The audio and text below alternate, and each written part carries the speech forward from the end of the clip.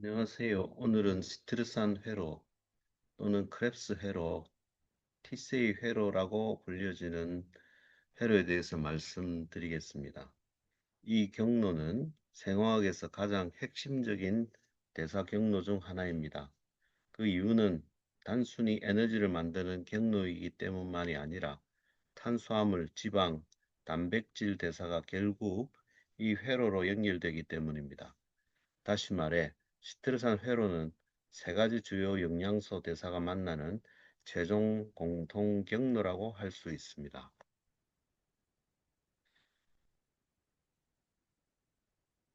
시트르산 회로는 미토콘드리아 안에서 일어나는 일련의 반응으로 아세틸CoA의 아세틸기를 산화시키고 그 과정에서 NADH와 FADH2 같은 환원형 조효소를 생성합니다.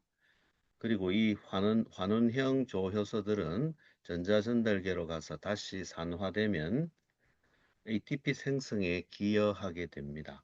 즉, 스트르산 회로 자체가 ATP를 대량 생산하는 것은 아니지만 전자전달계에 연료를 공급하는 핵심 경로라고 이해하시면 됩니다. 또한 이 회로는 단지 분해만 하는 경로가 아닙니다.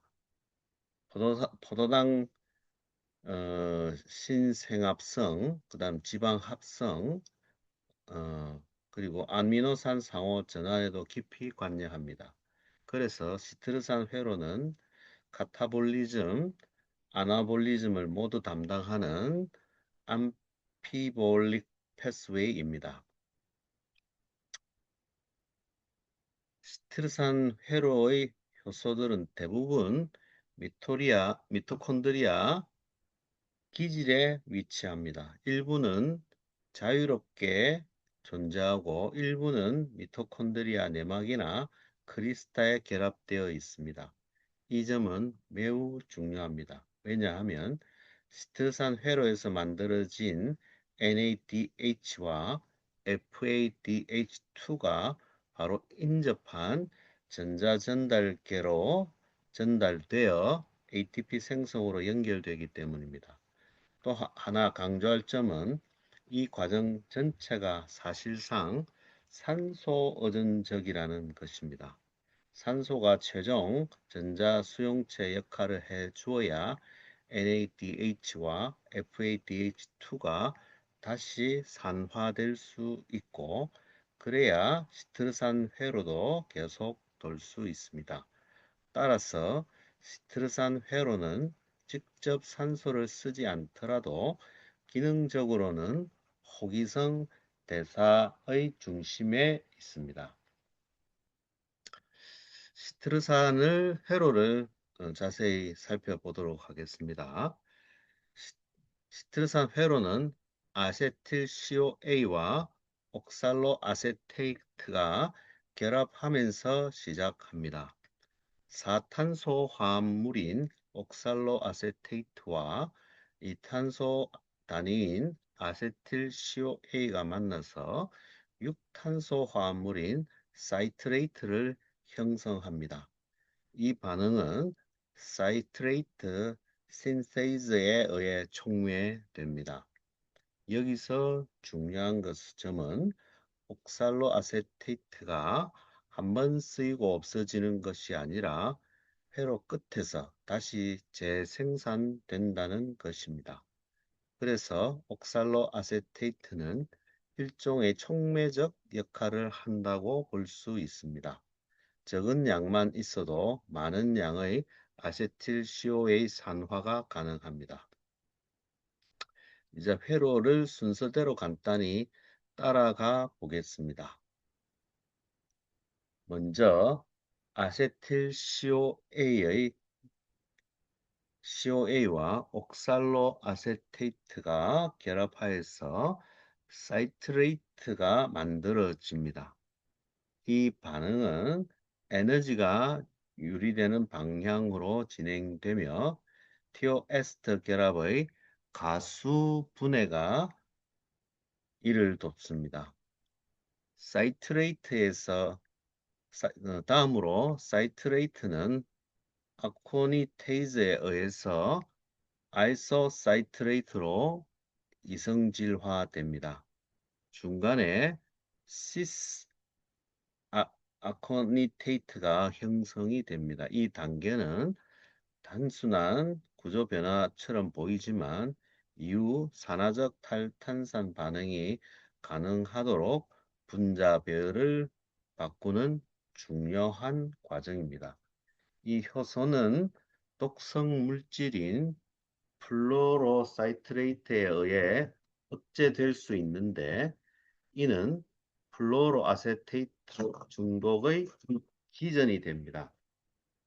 그 다음은 아이소사이트레이트가 아이소사이트레이트 디하이드로게나제에 의해 산화되고 이어서 탈탄산되어 알파 케토 글루타레이트가 됩니다. 이 과정에서 첫 번째 CO2가 방출되고 NADH가 생성됩니다.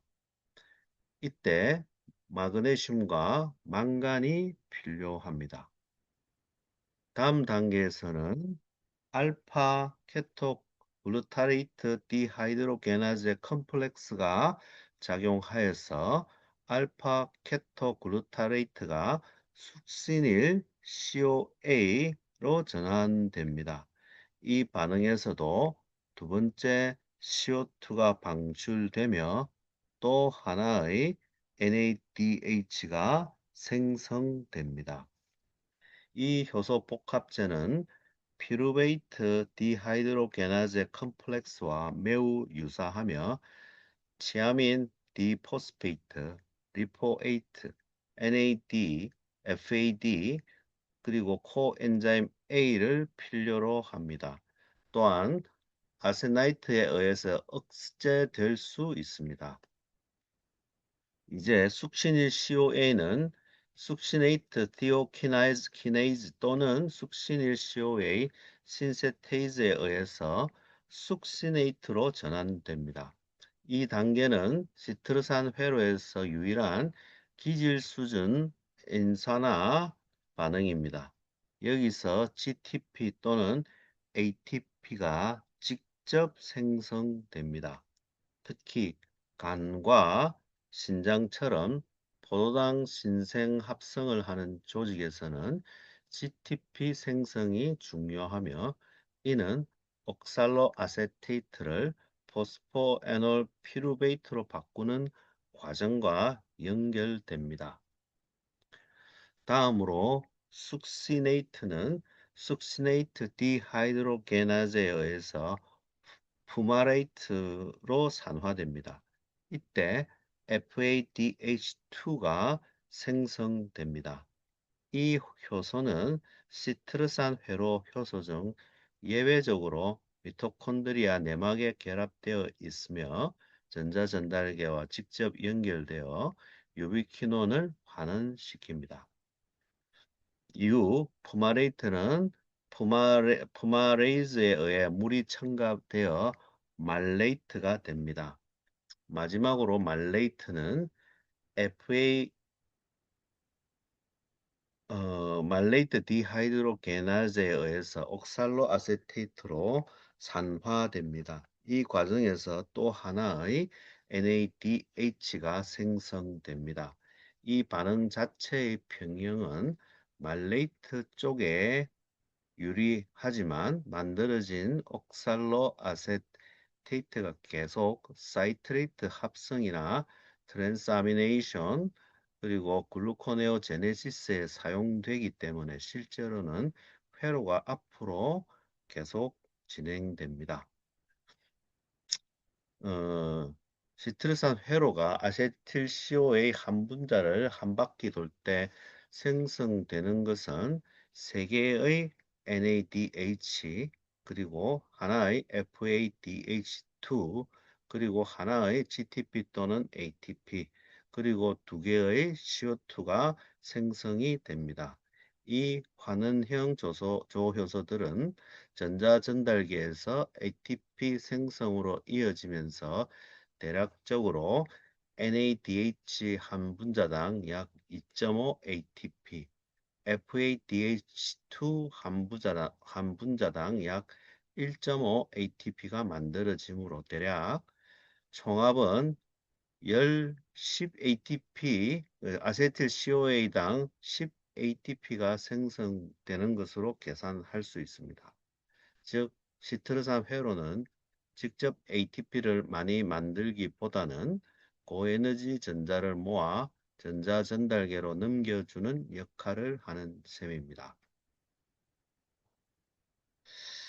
시트르산 회로는 여러 비타민에 의해서 의존됩니다. 특히 비타민 B1군이 핵심입니다. 리보플라빈은 FAD, 그다음에 나이아신은 NAD, 티아민은 티아민 D 포스페이트, 그다음에 판토텐산은 코엔자임 A가 되는데, 즉 이러한 비타민 결핍은 단순한 영양 결핍의 문제가 아니라 세포에너지 생성 전체를 흔드는 문제가 될 수 있습니다. 특히 뇌처럼 ATP 요구량이 높은 조직에서는 그 영향이 매우 클 수 있습니다.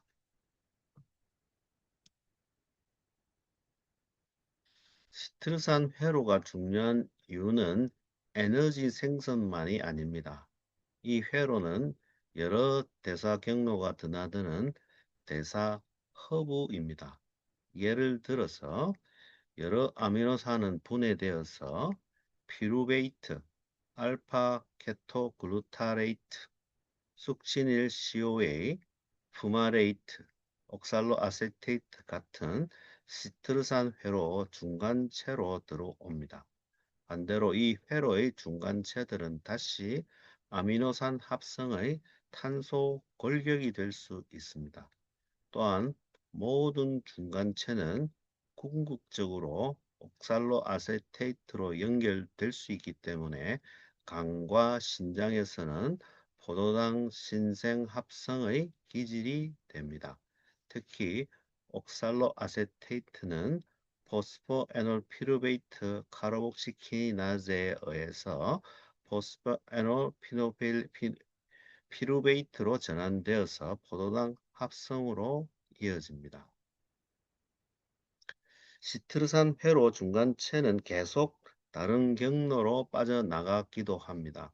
그런데 너무 많이 빠져나가면 회로가 멈춰버리겠죠. 그래서 이를 보충하는 아나플레이로릭 리액션, 즉 보충 반응이 필요합니다. 그 대표적인 것이 피루베이트 카복실레이즈입니다.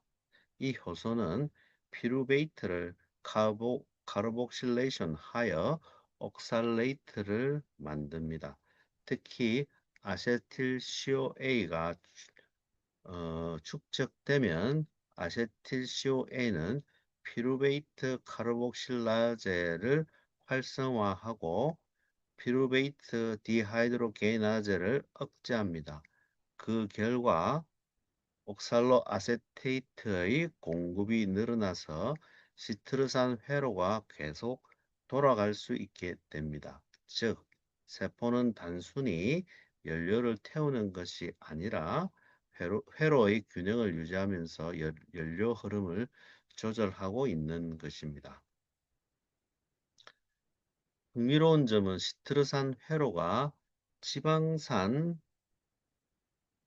합성과도 직접 연결된다는 것입니다. 아세틸CoA는 지방산 합성의 출발 물질이지만 미토콘드리아 내막은 아세틸CoA를 직접 통과시키지 못합니다.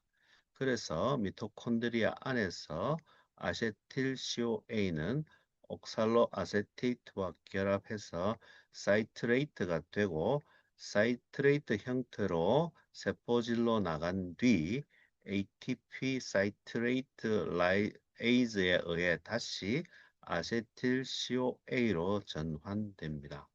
즉, 사이트레이트는 시트르산 회로의 중간체일 뿐 아니라 미토콘드리아에서 세포질로 아세틸CoA, 아세틸 단위를 실어 나르는 운반체 역할도 합니다. 이것은 에너지 대사와 지방 합성이 긴밀하게 연결되어 있다는 점을 보여줍니다. 시트르산 회로의 조절은 기본적으로 산화성 조서의 공급, 즉 NAD와 NAD의 availability에 크게 의존합니다.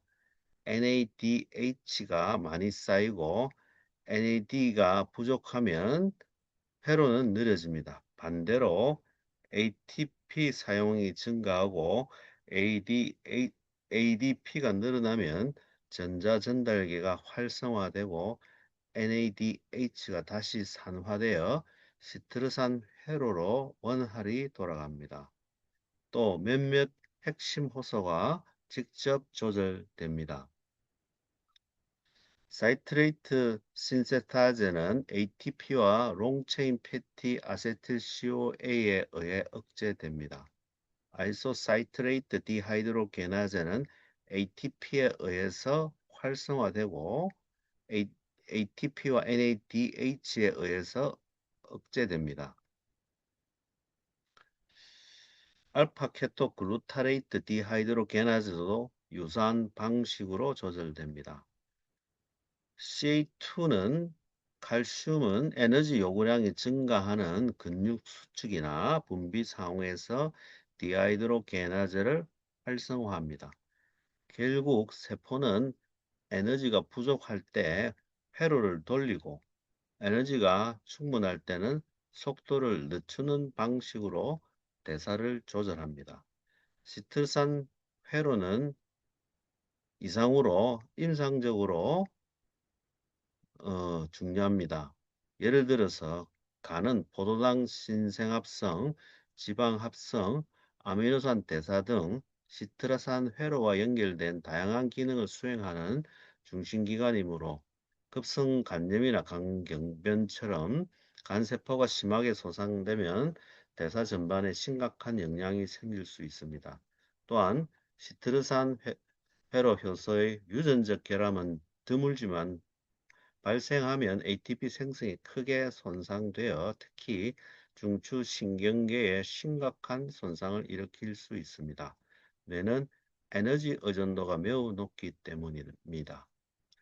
정리를 하자면 시트르산 회로는 첫째, 아세틸CoA를 산화하여 환원형 효소를 만드는 경로이고, 둘째, 전자전달계와 연결되어 ATP 생성의 중심 역할을 하며, 셋째, 탄수화물, 지방, 단백질 대사가 만나는 최종 공통 경로입니다.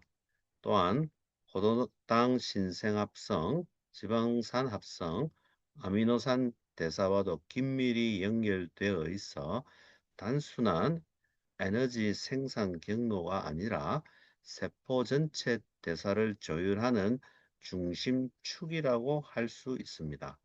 따라서 스트레스한 회로를 이해한다는 것은 단지 한 개의 대사 경로를 외우는 것이 아니라 생체 에너지 대사의 전체 흐름과 대사 통합의 원리를 이해하는 데 매우 중요한 출발점이라고 말씀드리겠습니다. 예, 이상 경청해 주셔서 감사합니다.